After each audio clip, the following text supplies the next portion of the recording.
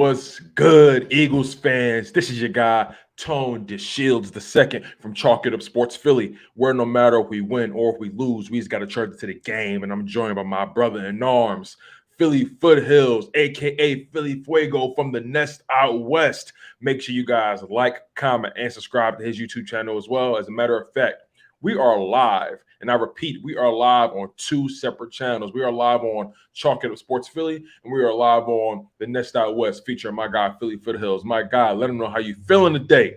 What is good? What is going on? What is cracking? Merry Christmas to everybody out there. Hope everybody had a happy, safe, and peaceful holiday, able to celebrate it with their family and friends and loved ones. And hey, little pre-show. Let's cap it off today with a nice victory over a division rival. Let's put a couple division wins together at home, and let's go. Let's absolutely go. I'm fired up today. I am ready to get this thing cracking, Tone. Good to see you, my guy. Most definitely, man. I hope you had a good holiday. I know mine was good. Ate good. Gifts were amazing. Family is, always at the pinnacle of all those things. What's life without family? What's life without love? What's life without, just overall just giving and sharing in each other's time, Right. happiness and, so on and so forth. So really hope you enjoyed your holiday first and foremost. Did you get anything? Did you get anything you asked for? I know you told me offline. You got something pretty intense you want to tell the people. Yeah. So the one of the big presents that my wife got me is right behind me. It's signed Alshon Jeffrey jersey. Go along with my, and I already had a signed picture from him of the catch that he made in the Super Bowl for the touchdown. So yeah, really excited. I was super stoked to get that, definitely, and that went right up in the frame. I wasn't wasting no time. That's fly, man. That's hard, and it's funny because as rough as it ended, we had to take into consideration that Alshon Jeffrey was huge in our Super Bowl aspirations, and he came through when he needed to, and that's all we could really ask for, right? Definitely. We wouldn't have one of these without him. So, we definitely wouldn't. Oh yeah, big shout out to Alshon Jeffrey. Absolutely, man. It's funny. My wife got me my wife surprised me. My wife surprised me and got me a PS5. I was like, what? Whoa. I was like, what? You're hearing the Philly Foothills. You're hearing the Philly Foothills sound effect in the background. You were like, what? Bro, it was crazy. It was crazy. I was really happy about that, man. I really had no idea. My whole family knew, and I didn't. DeShields, good job. Yeah, exactly. PS5. Can't go wrong with that. She definitely won herself some brownie points with me. So yes, big time. She can get whatever she wants from me. I guess for the next 6 months, she can get whatever she wants. Oh man, but let's get into this game because we have the New York Giants this week, and this is another stepping stone to our playoff aspirations, and it's not going to be easy. No matter how badly we judge the Giants, it's not going to be smooth sailing. It's not going to be a cakewalk, right? And we should never approach it as so. What are your thoughts surrounding this game and everything that comes with it, such as playoff implications and also just respect and redemption for Jalen Hurts? Well, that's definitely something that's big on my mind going into this game. And I'm going to go into a little further detail when we go into our keys to victory, but I'm going to put it this way. Basically, the only way we can lose this game, we beat ourselves. And I just don't want Jalen to press too hard trying to make up for that shit show that he did the last time he played the Giants. I want him to have that erased out of his mind. I want him to just play his game, take what the defense gives you, let the game come to you, let the offense run through you like it has been. And basically, like I said, the only way we're going to really lose this game, dog, is if we beat ourselves. Really, I mean, hands down. They don't have their starting quarterback. Their running back is, he's back, but is he? I mean, what does Saquon really have left in the tank? I don't know.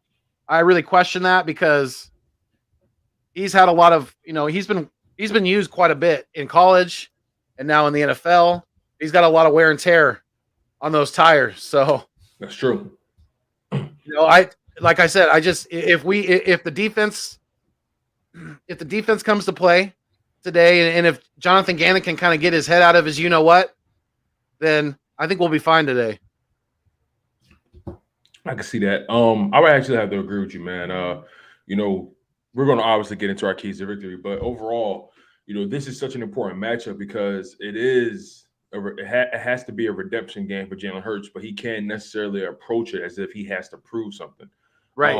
So the good thing about this quarterback is the fact that, and this is based off what we've seen and how he conducts himself in front of the media, he tends to, in his own words, flush it and move on to the next game. And that's a trait you must have as a quarterback, especially being a starting quarterback of a top 5 market like Philadelphia. You have to be able to flush the noise. You have to be able to flush bad games. You have to have the shortest of memories, because just as quickly as you can be up, you can be down, and just as quickly as the city can love you, we can hate you. And it's all coming from a place of passion, because this fan base. We hold our team accountable. We hold our organization accountable. We hold each other accountable. You can't walk through Philadelphia without somebody letting you know if you're out of pocket or if you acting out of order. You know what I'm saying? Someone's going to call you out on your BS, regardless of what you did for me the day before or just the hour before. People will let you know if something's not going the way it should be or according to plan. And it's going to be important for Jalen Hurts to bounce back and pace himself throughout this game and just make winning football plays. When you think about his previous performance against the Washington football team, it really wasn't nothing to write home about in any shape, way, or form. As a matter of fact, he only accumulated 129 yards passing. He threw 3 interceptions, and we had the Boston Scott fumble. And there were moments where we could have won this game. There were too many moments where we could have won this game. But overall, we just ended up beating ourselves. And you brought that up. The whole fact that the only way we lose this game is if we beat ourselves. They're going to be without their number 1 quarterback, their number 2 quarterback. They're starting their third string, who is a rookie, who has little to no experience in this NFL. I think it's extremely important for Jonathan Gannon to come in with the sole goal of abusing him. And I understand that he's never the most aggressive, but there's no time like the present. Right. There absolutely isn't. And we got to bring the heat to Jake from State Farm. You really do. We can't let him sit back there. We have to approach it like I said we had to approach last week. Like we're facing the starting quarterback. We can't let these veteran guys, these guys who have been in the NFL like Slay, Cox, Nelson, Harris, McLeod, a lot of these guys, they can't let that lackadaisical mindset even try to creep into their psyche, because if it does, that's how we're going to beat ourselves. We got to play our A game for the rest of the year. We don't have any wiggle room. We have an opportunity now. San Francisco lost on Thursday, so that's opening even more of a door for us right now. They just lost to Tennessee. That's a big loss for San Francisco, and I think Jimmy G is a big part of their problem. But some of the 49er fans that I talk to here locally, they kind of argue that back and forth. But I think pretty much their run game's solid and their defense is solid. So I think really Jimmy G is really just holding them back. But like I said, they lost Thursday. So we basically, we hold our own destiny in our hands right now. We control our own destiny. All we can't worry about what other teams are doing, winning, losing games, things like that. We just need to win out, do our thing, and it starts today. We tried to beat ourselves last week, especially in that first quarter. We looked pretty damn sloppy, going down 10-0 to what's eating Gilbert Grape. And company. That's embarrassing. You can tell. Yeah. Like we look. But I'll be honest, we look like a team that had too much time off in that first quarter. Yeah, definitely. The defense did the best they could. They were forced to be in 2 red zone situations. They were forced to deal with a short field, 2 possessions in a row. So I can only expect defense to hold them, but to so much. You know what I mean? The fact that they held them to only 10 points, knowing the mistakes we had was pretty huge. I don't know and Tone, I don't mean to interrupt you, but I don't know if you've heard, because I just had that early that just crazy fluky interception bouncing off Dallas Goedert's heel at the beginning in my mind just now. I don't know if you've heard, but the NFL is considering changing the rule a little bit, like with that. And with situations like that one wouldn't be put on Jalen Hurts. That would be put on Dallas Goedert. Ones that are clear drops and turn into interceptions, the league is considering putting those on the receiver and not the quarterback. You know what? I wouldn't even be mad about that, because that would be a new stat to judge these wide receivers. Right? Not just drops, on the quarterback. Yeah, the stat should be called, in their stat sheet, a DI, a drop interception. Yeah, that's what it should be, something like that. I'm not even going to overcomplicate it. It should just be considered a turnover on them. In the stat line, just how you put fumbles lost, and fumbles, interception lost. You have to put drops and turnovers. Mm-hmm. It's really that simple. A wide receiver could turn the ball over, even if he and that's what I hate about it sometimes. My quarterback can do exactly what he needs to do, but if the wide receiver drops the ball or he tips it up, then all of a sudden the defense got catching it. That's my interception. I put the ball exactly where it needed to go. Right. That first one was 100 and 1,000,000% on Dallas Goedert. Absolutely. He looked that completely into his hands. He just stone dropped it. It's not that he even looked up field first. He looked it completely into his hands and just stone dropped it. That one should be on Dallas Goedert completely. That was not Jalen Hurts' fault. Dallas Goedert had so much open field in front of him. Even being a tight end, he might have scored on that play. If not, we were already in field goal range damn near. It was a crazy, weird play, like I said, and thank God we got past it. We got through it. We overcame it. But stats like that should not, if people look at that and they're like, oh, Jalen Hurts threw an interception. Well, no, he really didn't. Not if you watch the game tape. He really, really didn't. Not against the football team. Absolutely, man. It's like you said, it's something that they need to really think about, putting more on the wide receiver rather than the quarterback. But this is a really interesting game because Jalen Hurts had one of his sharpest games last week. He went 20 for 26, to almost 300 yards with 296 yards, averaging almost a little over 11 yards per attempt, one passing touchdown, 2 rushing touchdowns. Set the franchise record for rushing touchdowns for the Eagles. Absolutely, at 10 now. So, we still got a few more games to go. Right. Pretty impressive. So, it's really impressive when you think about the company he's keeping. You think about Michael Vick, what he did when he came to the city. Michael Vick, brought a spark to this city, right. And that's what Jalen Hurts is doing. He has this level of electricity that comes with him. He has an aura that you can't really help but to support.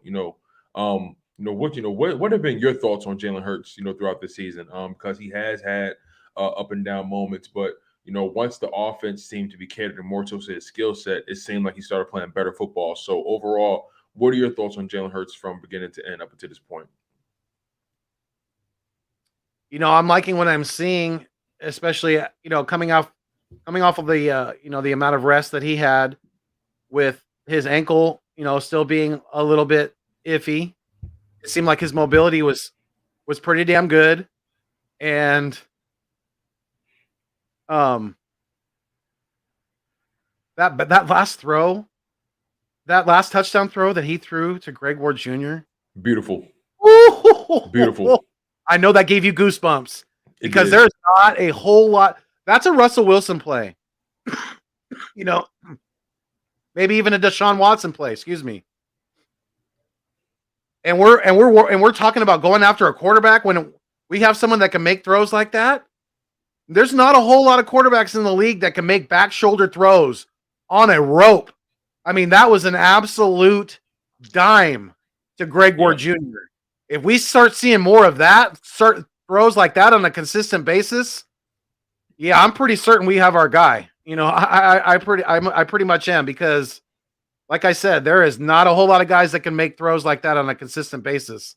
That throw was an absolute thing of beauty.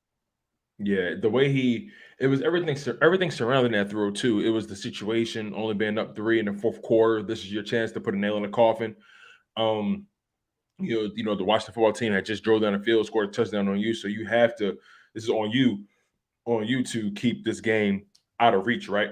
Yeah. And he drove down the field, made key plays, made key decisions, and that play was so seamless, so perfect. They couldn't have drew it up any better. And he threw the ball on the run. That was an instinct play. That was an anticipation play. Yeah. I'm not gonna lie. That was probably the most natural I've seen Jalen Hurts look throwing the ball like that. He just looks that looked very natural, Yeah, I very can't argue with that. Yeah. he looked very comfortable. It looked like he didn't think twice about where it was going to go. Right. It looked like he trusted his wide receiver, from beginning to end. He put the ball exactly like if you watch that play in slow motion, the spiral was absolutely perfect. Not one wobble in that ball. Right. Once you saw Greg Ward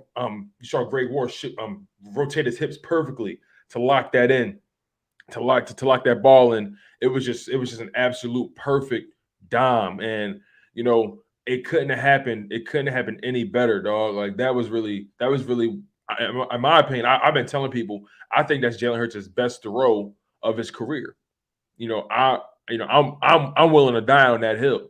Because we've seen him throw 50-50 balls. We've seen him, maybe we've seen him make some pretty, decent throws. If he would have threw that, if Quez Watkins would have caught that touchdown pass, that might have been his best throw of the year.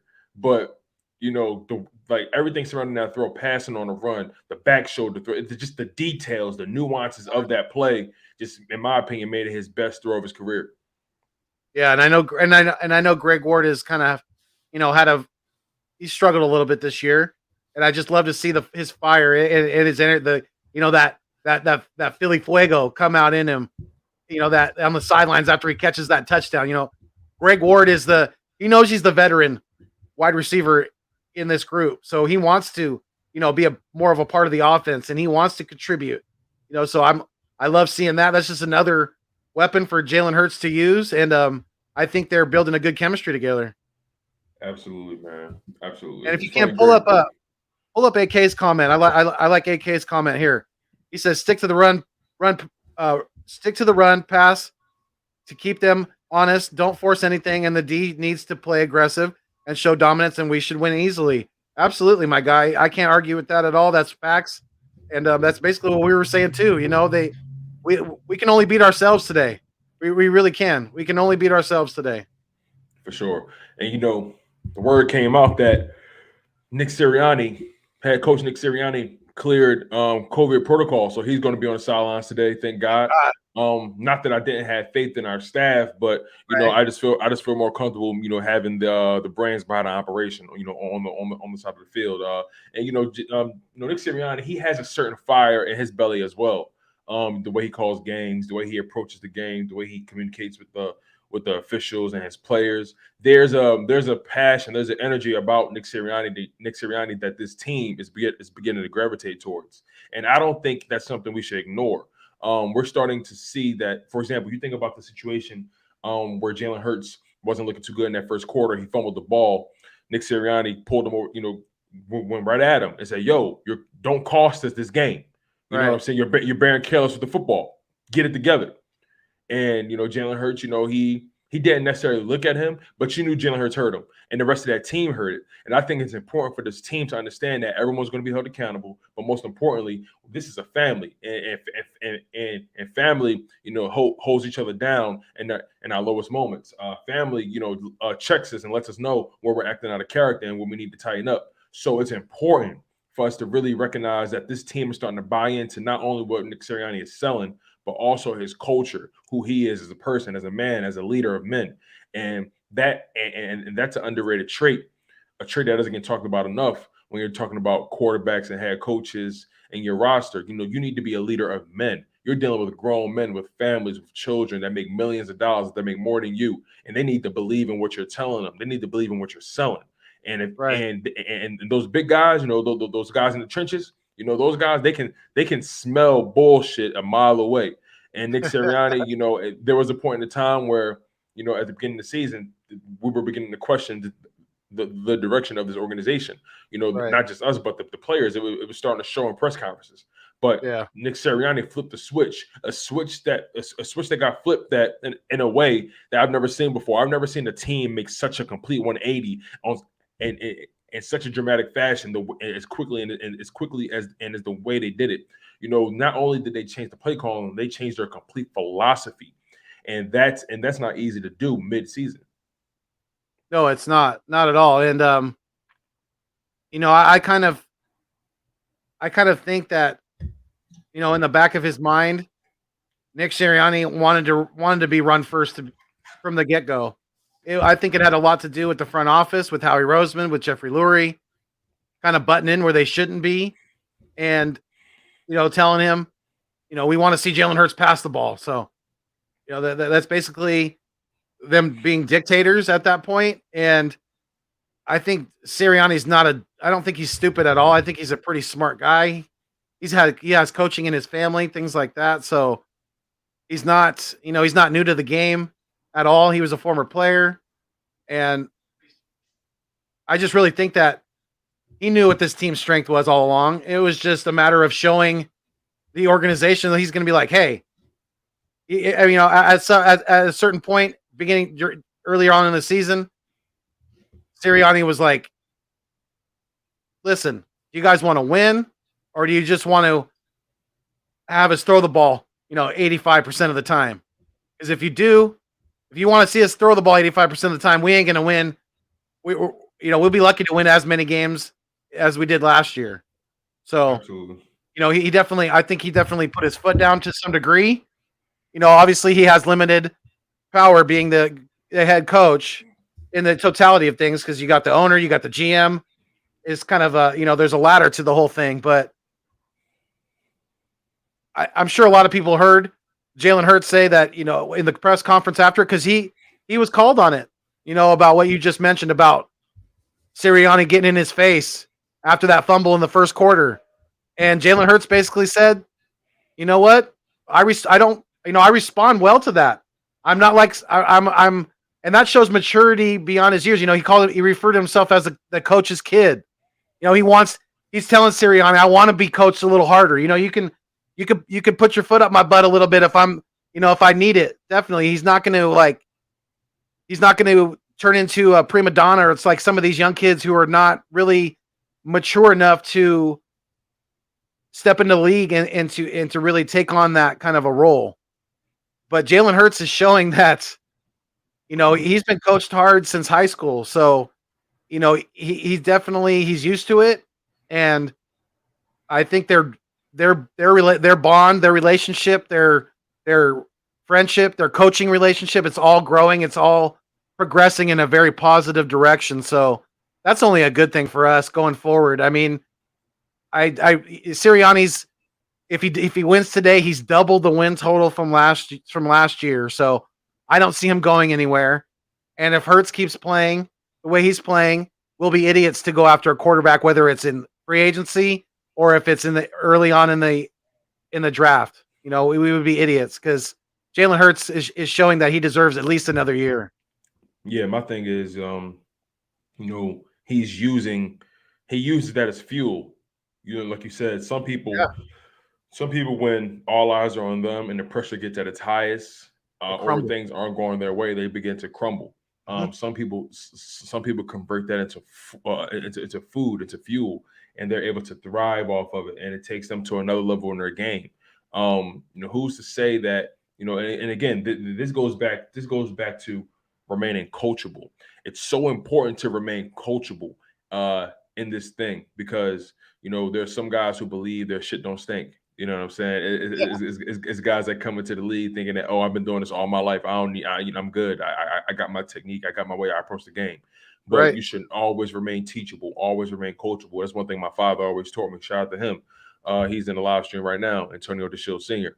But my father always taught me, always remain coachable, always remain teachable. Sometimes it's good to be the dumbest one in the room. And I mean that in the highest regard, because you want to surround yourself with people that know more than you, people that maybe know different things than you. I don't look at intellect and education as a vertical as a vertical trend or spectrum.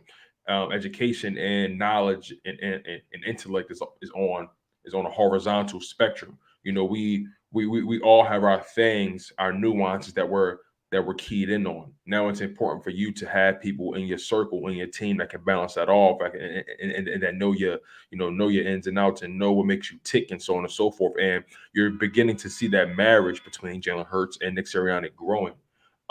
But I have a Oh yeah. question for you. And shout out to my dad, Antonio DeShields Sr. He brought this up to me, and I figured it'd be a great thing to add to the show. What are three? What are things? I have three things, right?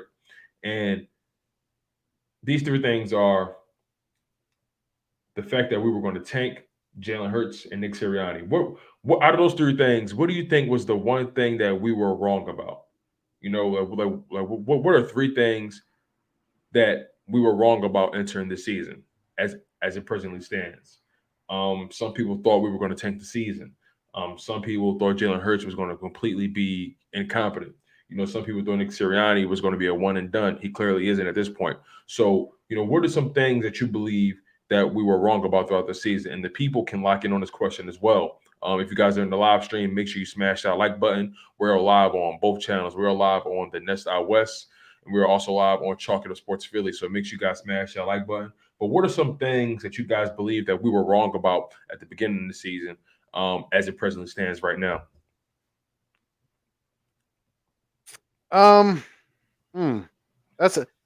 That's good. That's definitely a good question from Mr. DeShields. Definitely, I like that, because that gets you thinking about a lot of different things. Definitely. I would say you touched on a few of them just now. I mean, the fact that a lot of people counted us out this year. Thought we were going to be, like 4-13, maybe even like 12 and 5 or something like that. Right. So I should say 5 and 12. A lot of people thought we were going to be a losing team this year. So I think that's definitely a big one right there, because not only have we, like I said, we win today. We've doubled the win total from last year, but we win today. We get that much closer to, making a wild card spot. So you never know what could happen from there. But I think the wild card spot is definitely within reach too. Yeah. Oh yeah. I agree. And there were some people that thought the offensive line was getting too old, and that they weren't going to be able to get the job done this year. But last time I checked, I think we're number 1 in rushing right now. I think we've averaged over 200 yards since week 8, I believe. Last time I checked. Yeah, exactly. So they are dominant up front when they want to be, definitely, especially in the run game. The pass blocking at times could definitely use some work, but I think that's definitely been something that was overlooked going into the season. And also, I would say,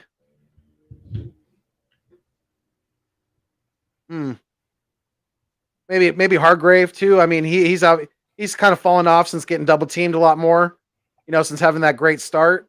But there's certain players that I think were kind of doubted going into the seasons, even Slay to a certain extent. There was people saying that we should trade him, we should not extend him. I mean, hell, at this point, I would love to extend him for another year, if not 2. He's still playing at a very high level. I love Darius Slay, and I think he's going to be a good piece for us going forward. And I hope that he is. But that's definitely, I mean, I was high on Jonathan Gannon, but I'm really not seeing it to this point, to be honest with you, Tone.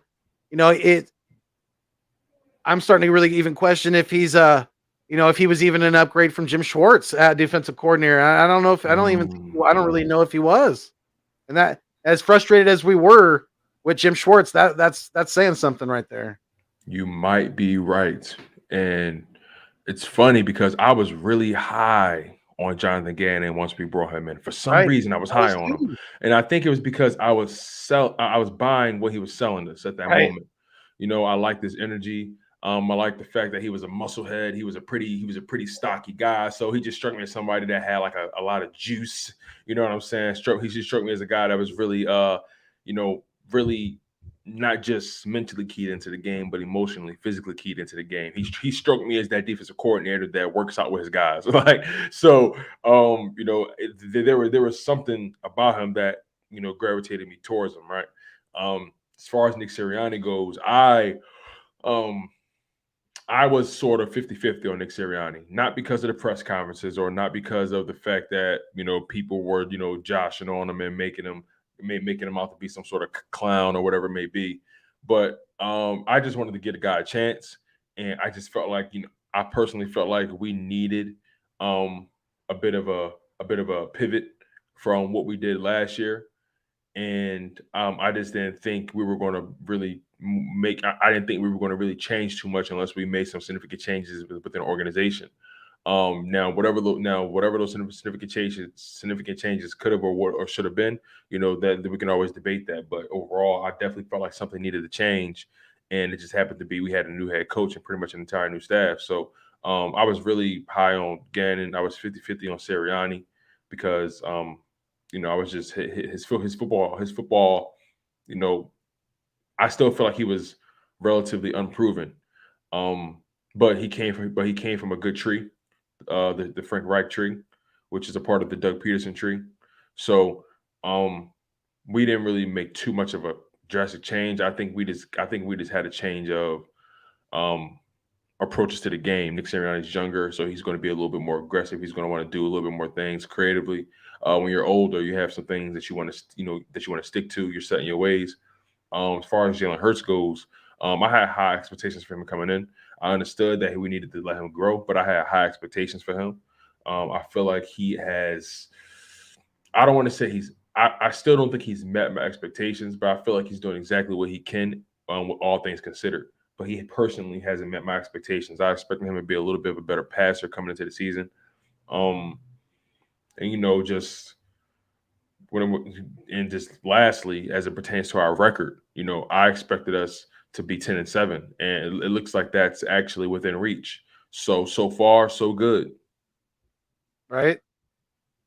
Yeah. I agree. It's definitely within reach.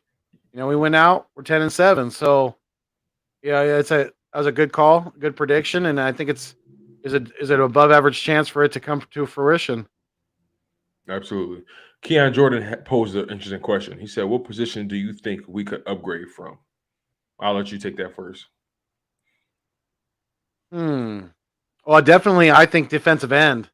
Right now, we're getting hardly any pass rush at all from the defensive end position. I know losing Brandon Graham was a big loss, but he is no spring chicken. As much as I hate to say that, he is getting older, and he's not going to be around forever. So we need to start thinking about the future at the defensive end spot. So, that's definitely one position that's kind of been glaring in my mind lately. That I mean, obviously, we're going to need another. We're going to need some help at linebacker. We're going to need a safety. I'm hearing, some people are predicting that we're going to get Kyle Hamilton. So I love hearing that. That would be huge for us. I think Kyle Hamilton he could possibly be the next Brian Dawkins in Philadelphia. Whoa, Possibly. That's that's saying something. that's There'll that's never be another Brian Dawkins, but he might be that level. You know what I mean? He might be I that, get what you mean. yeah, that game changing type of level. Yeah, and then it's so funny because when Brian Dawkins was drafted, he wasn't even supposed to be as good as he was. Right. So it's one of those things about guys just superseding expectations, and Yep. you know, what are your expectations for this Giants game? Some people in this Giants game, like, what are your expectations? Because I truly think this is going to be another big game for some guys on our team. So what are your expectations for our roster? The guys that's going out there to to play 60. Yeah. I mean, I have pretty high expectations going into this one, being the fact that, we're going against their third string quarterback, being the fact that our run game has been so damn dominant. We really shouldn't have to ask Jalen Hurts to do too much today. And if our defense, doesn't come to the game half asleep like they did last week and go behind double digits in the first quarter, I think we're going to be I expect us to win pretty damn easily today. I really do. I don't think that their offensive line is going to be able to contain both Fletcher Cox and Javon Hargrave. So one of them's going to get loose today. It's just going to be a matter of who. It really is, because they can't double team both of them. They really can't.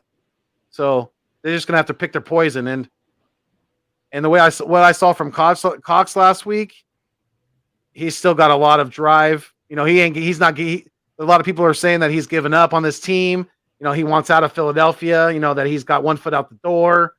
I don't see that. I didn't see that last week. I didn't see that last week. You know what I'm saying? I didn't get that at all. It's funny. He was on the sideline. He was vocal. He was talking to his guys. He was amping guys up, charging them up. Yeah. And when things weren't going right, he was on the sideline letting guys know, hey, listen, we got to tighten up.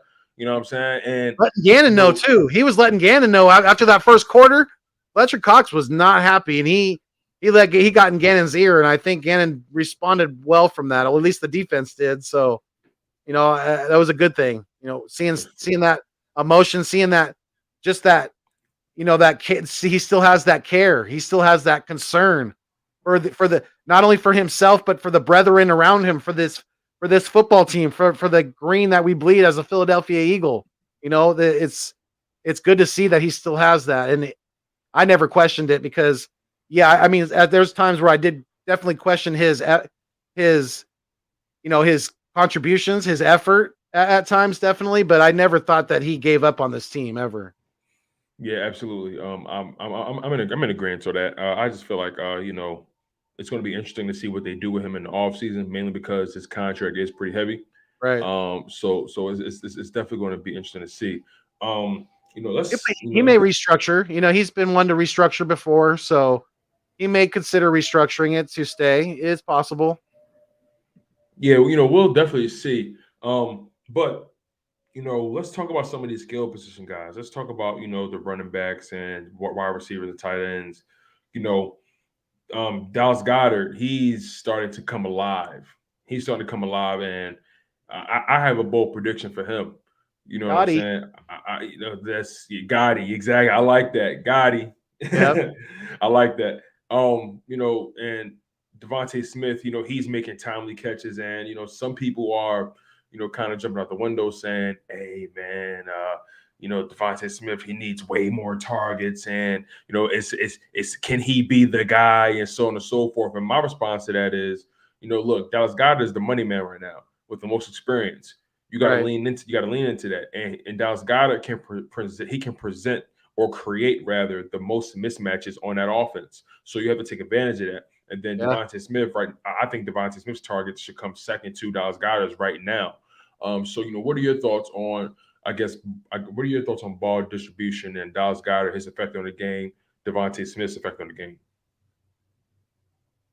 I mean, I think I agree with what you just said. Basically, I mean, the money man, the guy with the most experience is Dallas Goedert. That's who we can really lean on, like you said.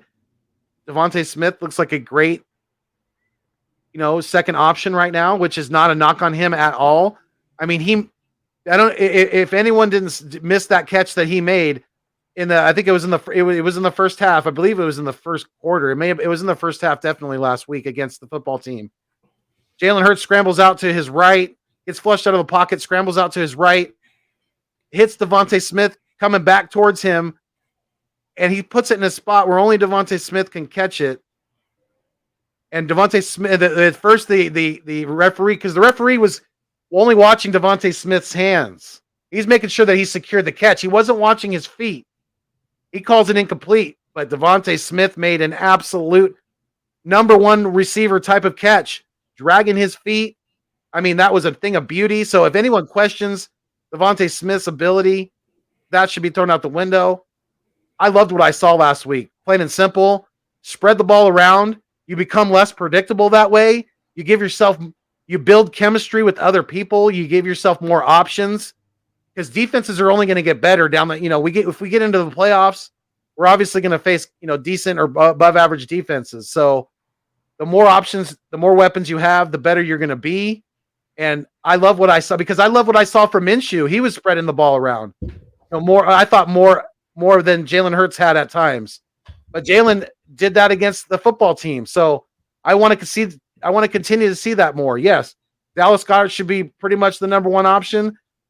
Have Devontae Smith feed off of that and just let it trickle down from there. But don't be afraid to use your other weapons. Use Quez, use Rieger. Rieger I think he might have had his best game as a professional last week.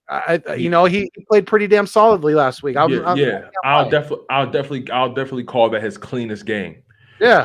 That was definitely his cleanest game. He caught every target. He gave us significant positive yards. He gave us key yardage at key situations. He had a big third down catch. I think he had like 2 big third down catches. He had a big catch. He had a big screen pass that set up the Greg Ward touchdown. And that was on a huge drive. So he rose to the occasion. The important thing about Jalen Reagor is to put him in situations where he doesn't have to think too much. It doesn't give him time to doubt his ability. You get the ball in his hands quick and let him do it and let him make something happen in a passing game, on the screen game, whatever it may be. Maybe in the running game with a jet sweep. But you're right about Devontae Smith, man. His talent, things he does, the nuance to his game, such as the toe drag swag. You know what I'm saying? He has key traits that tend to escape inexperienced wide receivers or wide receivers who aren't as polished, right?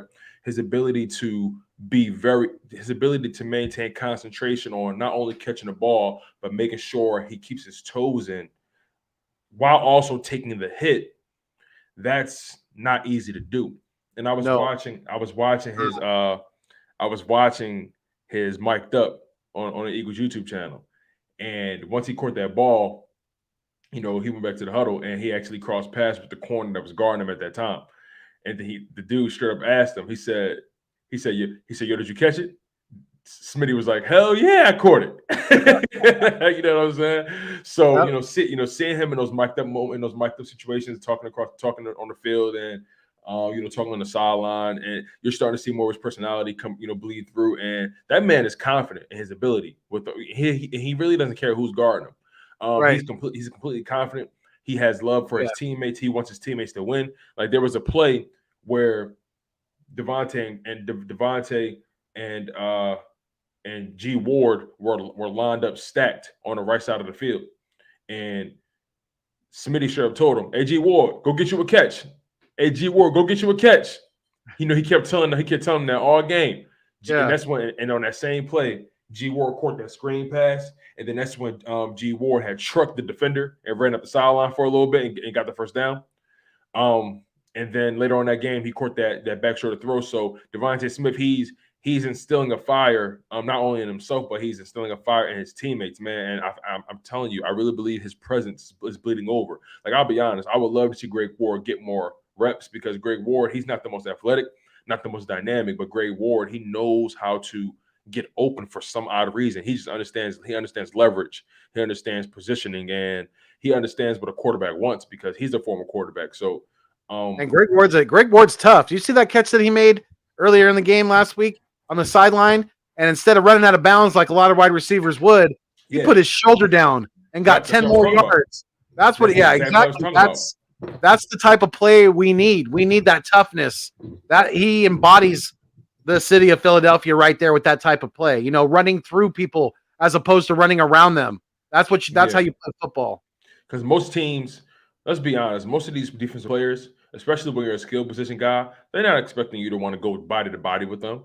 Right. They're going to probably try to go for your legs or try to push you out of bounds, so on and so forth. So with that in mind, anybody that's trying to tackle me, you gonna fill these pads. So you're Mhm. gonna know you're gonna know you got to wrap me up 100%. You can't just try to give Absolutely. me a little pussy push. You know what I'm saying? Right. Like you have to Yeah. you have to really you got to get physical with me. And I Right. feel like that's what's been our identity. That's what's been our identity for these past several weeks: physicality, intensity, vigor. You know what I mean? Mm. Just playing with a Yeah. certain level of grit, just Right. nasty football. And I feel like that's how we're going to get our way into the playoffs, is by Yeah. out muscling, out physicaling, if that's even a word, the opposition. Yes. But hey, I wanted to chime in on Keon Jordan's comment right here. He said, "Can we please get Sanders a TD today? Let it come. Let it come. Don't force it though. There was a series last week. We got close to the end zone, and I understand Jordan Howard wasn't fully 100% going into the game, but he's in pads. He's going to be my back at the goal line. Don't try to force stats to players. That's not the way you win football games. I understand he has the most yards from scrimmage of any player, any skill position player in the NFL right now without a touchdown. I get it, but you can't force stats. Play smart. Use the players that work best in certain situations. And Miles Sanders on the goal line, it's not usually the best scenario. Yeah, for some reason, there he's just his running style is to avoid contact at the end of the day. So Right. I would much rather have my guy that's not back there, that's not going to waste time. Right. He's just going to be north south. Yes. I understand what Keon means though. You want to be able to feed that guy, but at the end of the day, he hasn't been able to finish the deal, or Right. he hasn't been able to cash out. He's been stacking. You know what I'm saying? The bank is open. The bank is accumulating. The number is only going up, but he Right. can't. But for some reason, he hasn't been able to cash out. And there were he had a couple opportunities to get into the end zone, but his vision or his need to avoid contact kept him from getting in there. Like if he goes to the left of Jason Kelsey instead of going to his right, that's a touchdown. You know what I'm saying? Yeah. Or when he had that big run in the red zone, if he just runs north south and welcomes the contact, he can get into that end zone. But he curled up a little bit at like the 2 or the 1, and we were short. But I mean, still put us in good position. It's not like he's not putting us in great position to score. It's just that for some reason, it just really hasn't been his time to shine in that respect. So, like you said, Foothills, like let it come. It's going to be all right. There's no need for us to stress about how many touchdowns he's getting. As long as he's moving the chains, as long as he's getting the yardage, wearing down the opposing defense, I can live whatever else, because our team is so dynamic. You really don't know Right. where the ball is going to go as far as from a touchdown perspective. Right. Because I mean, not that I'm saying that there's any likeliness of this happening, but I mean, Miles Sanders could break the rushing record for touchdowns in a game today. But if we lose, are we still gonna be happy? No, we're not. It's just, I mean, not that, like I said, not that I think that's ever even gonna happen whatsoever. But I mean, at the end of the day, what I'm trying to say is it's a team sport. We don't worry about certain players' stats, certain players, things like that. We worry about getting the wins at the end of the day, and that's what matters most. Absolutely, my man. Absolutely. So, we got this Giants matchup. It's going to be really intense. It's going to be really interesting. A big game for all parties involved. Well, more so for us. The Giants are trying to play spoiler, and also they're trying to keep their job, so on and so forth. But as we're starting to get to the close of the show, these final 10 minutes, let's discuss. Let's discuss uh our bold predictions. Or I'm sorry, let's get to our keys to victory. Excuse me. Yeah. Let's get to our keys to victory. So I'll let you lead it off, my brother. What are your keys to victory for this game? Yeah, I was thinking about that not too long before we came on here. And, first and foremost, and I think we're going to be able to do this one pretty easily, and that's win at the line of scrimmage, both on the offensive line and the defensive line. We win at the line of scrimmage on both sides of the ball.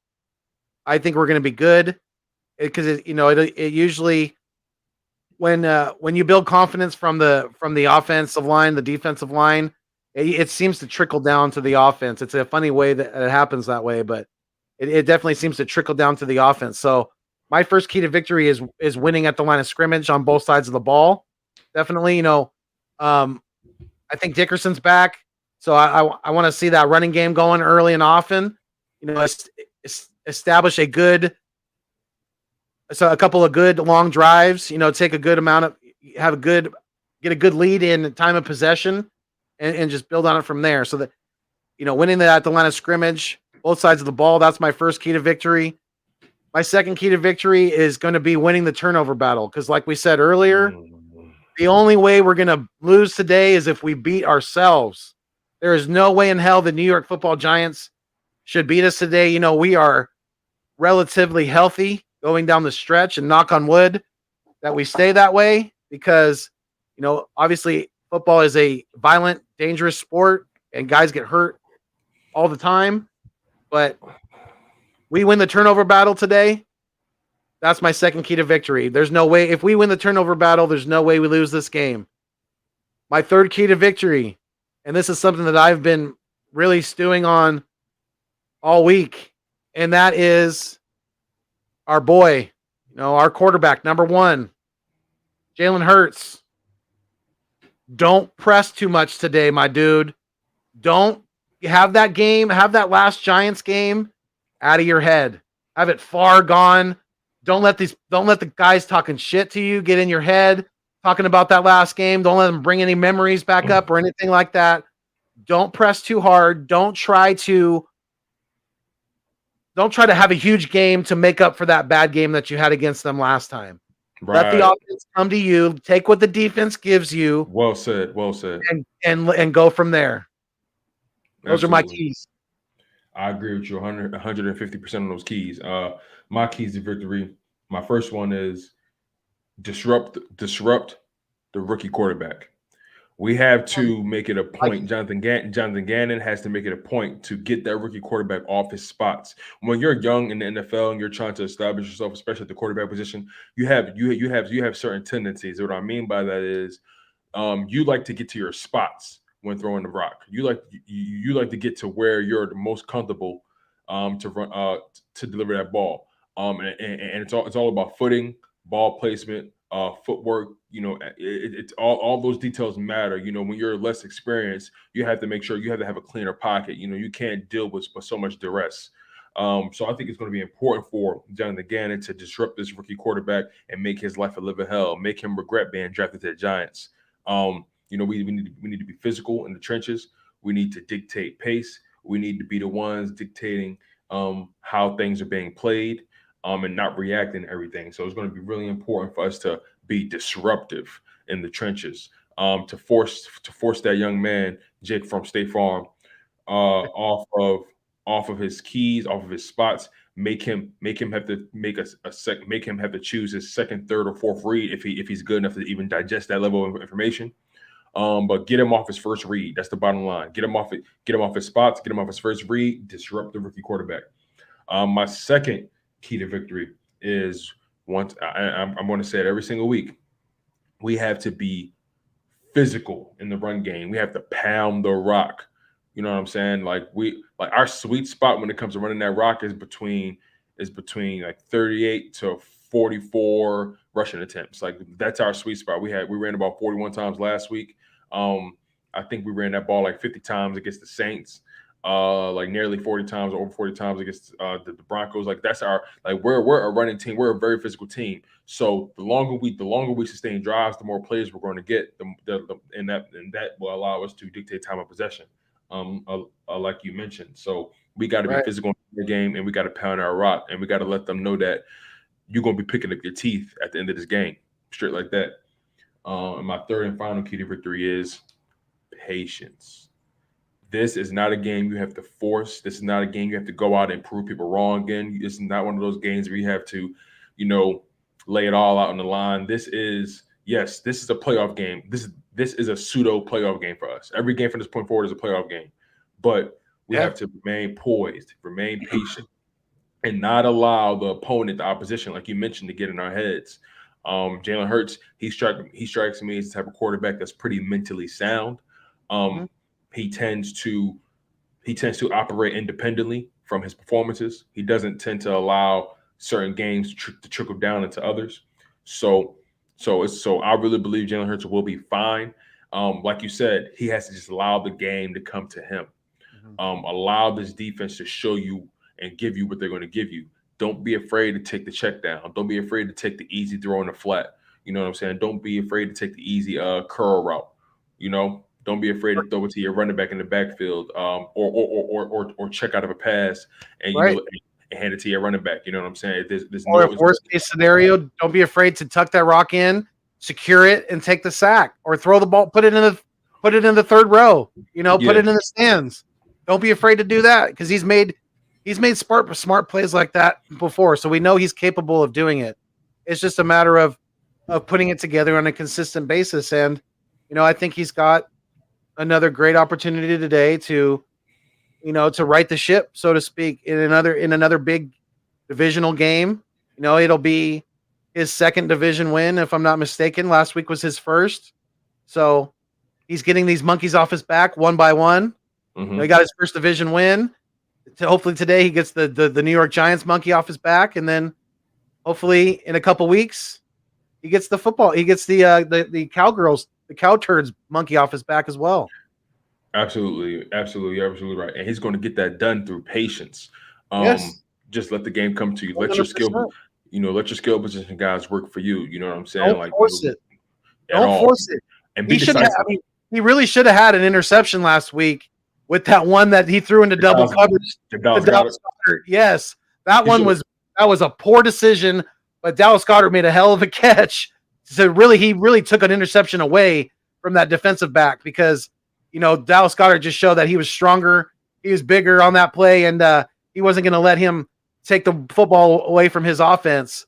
So Jalen's got to make better decisions. He can't depend on these younger guys like Dallas. Yeah, Dallas Goedert does have experience, but he's still younger. You can't expect all these guys to bail you out all the time, and you got to make smart decisions with the rock. I understand that, to counter that, those guys get paid too, right? A lot of these quarterbacks throw out 50-50 balls for their guys to make a play. So, that's what separates the men from the boys, being able to take it. Is it still a 50-50 ball if he throws it into double coverage, though? I don't know. Does it turn into a 25%? I was actually going to say it's probably a 25-75 ball. Oh, man, that's a good point. That's a very good point. Right. Oh, man. But, let's get into our bold predictions. So I guess I'll start this off. So, my bold predictions are as this. My first bold prediction is Hurts completes 70% of his passes and it has 3 total touchdowns again. So I'm predicting Hurts replicates his game from last week, completes over 70% of his passes, 3 total touchdowns. My second bold prediction is Fletcher Cox once again gets 2 sacks. And my third bold prediction is Dallas Goedert goes for over 100 yards and a touchdown. So those are my predictions. I'm expecting a repeat from last week, basically, from my guys. Yeah. All right. My bold prediction is going to be, I'm going to say Miles Sanders is going to have over 100 yards rushing and a touchdown on the ground. First rushing touchdown of the year. First touchdown overall of the year, I believe. But, yeah. So Miles Sanders have 100 yards rushing and a tutty. My first bold. My second bold is that I'm going to say Rodney McLeod's going to have a pick 6 against Jake from State Farm, maybe on a tip ball or something like that. But I see Rodney McLeod taking it to the hizzy, pick 6. And my last one will be, let's see here. I'm going to say Jalen Hurts has 4 total touchdowns. He's going to have 2 rushing, 2 throwing, and over 350 yards passing today. Whoa. Say that one more time. 350 passing in yards and 4 total tutties. Whoa. Okay. You're expecting him to go off today. Yes, sir. I ain't mad at that. I ain't mad at that at all. Now, let's get into our score predictions. So, what's your score prediction for this game? Okay. So I said a pick 6. I said Miles had a touchdown, and I said Hurts has 4. So I'm going to say one of those touchdowns to Miles or to one of those Hurts touchdowns is a pass from that he threw to Miles. So that one's going to count that one. So that's so 4. Okay, so I'm going to say we win. I'm going to say Eagles win 38-17. 38-17. Interesting. I like that. 38-17 for you? Mm-hmm. All right. Yeah. For me, I'm going to say the Eagles win. I'm going to say the Eagles win 31 to you know what? I want to say Eagles win 31-10. 31-10. Okay. 31-10. I like it. 3 touchdown victory. I don't believe in Jake from State Farm at all. Yeah, he's got to prove it. So he's got to prove it to us. I don't either. I don't even know who he is. I really don't believe in him. I really don't believe in him. If we play mistake-free football, we'll be fine. There's no need for us to force anything to this team. This team, like they're not going to put up the points, is what I'm saying. So all we had to do is take advantage of our opportunities. We will be fine. But any final thoughts, my man, before we get out of here? Yeah, one that just jumped into my head, and I know it was raining last week in Philly, so it was a little slick with the football out there. But we have to. I don't care if both knees down, both elbows are down, and you've rolled over on your back. I don't want to see that football touch the damn ground today. Miles Sanders, everybody, ball security, ball security, ball security. We're only going to beat ourselves today. Let's go. Let's play Eagles football. Let's fly to above 500 today for the first time in quite a while. So absolutely, we love and appreciate all you guys in the chat. Thank you guys so much for being a part of the show. We really, really appreciate it because like I always say, out here in the Nest out west, out here in Cali, holding it down 24/7 for Eagles Nation. You guys are the absolute food in the water to the channel. Without you, and I'm talking to each and every one of you. Yes, you guys are the food in the water to the channel. Without you, it does not continue to survive. So if you're feeling the vibe, please make sure that you like, share, and subscribe, not only to myself, the Nest Out West, but my guy here, DeShields, the second, Chalk It Up Sports. Definitely make sure you guys are locked in, subscribe, share the content, help us build, help us get more eyes on it. We really, really appreciate it. Smash that thumbs up on both channels because like he said earlier, we are double living it as we always do, pre-gaming, doing this thing, Tone. I really, really enjoying it, doing it with you, my guy. And yeah, those are my final thoughts, my dude.